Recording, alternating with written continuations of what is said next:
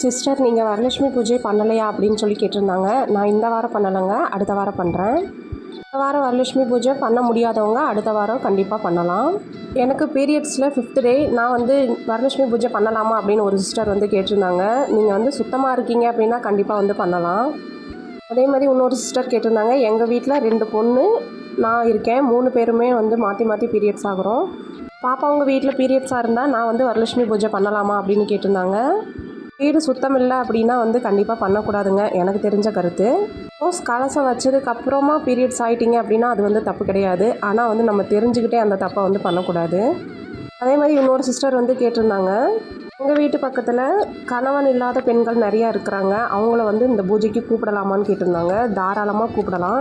அவங்கள வந்து நம்ம ஒதுக்கி வைக்கிறது அந்த அம்மனுக்கு வந்து பிடிக்காது. அதனால வந்து தாராளமாக அவங்களையும் கூப்பிட்டு பூஜை பண்ணலாம். போனால் அவங்க ரூபத்தில் தான் நம்ம வீட்டுக்கு அம்மனே வந்து வருவாங்க.